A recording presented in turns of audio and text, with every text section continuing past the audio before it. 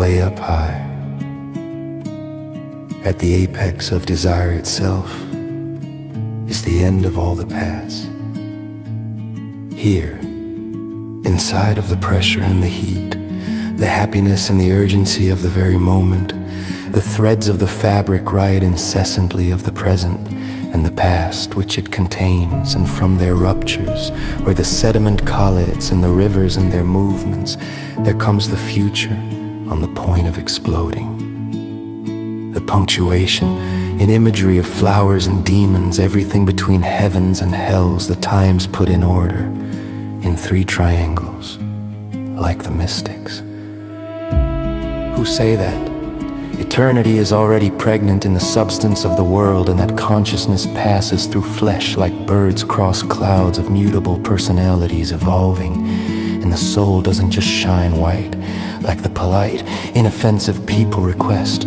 Rather, we live filtered into the entire spectrum, crystallized in rainbows, paints and scenes, everything on old mirrors in shared circles of immersive dreams. The wise elders lost their memories, now they sit on the lookout rocks and observe.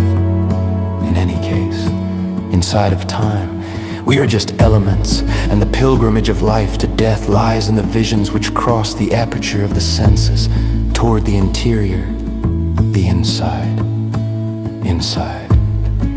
where everything generates itself, where the energy dreams in the first air circulating from the fire burning inside the water flowing with weight to the profane world, where everything human glitters the divine to the end with the cry of love lost, and afterward, at the base, the grand space of the heart, the earth to whom we belong, and the time we live dissolves in nothing, and nothing protects the silence which hides itself within the rhythm. I am sorry for my deficiencies in the music.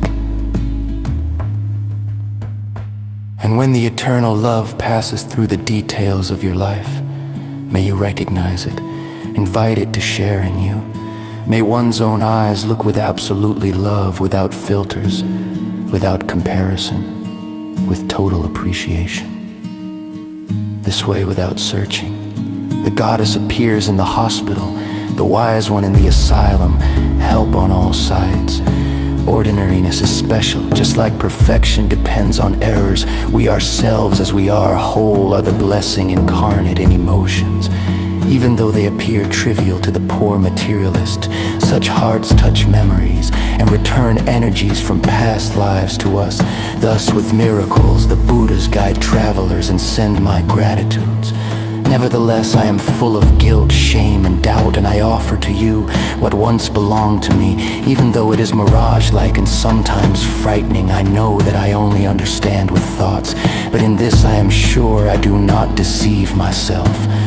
How good and simple we are, the ordinary purity we incarnate, and the compassion that generates just seeing, sensing, and with prayer in this, we already know.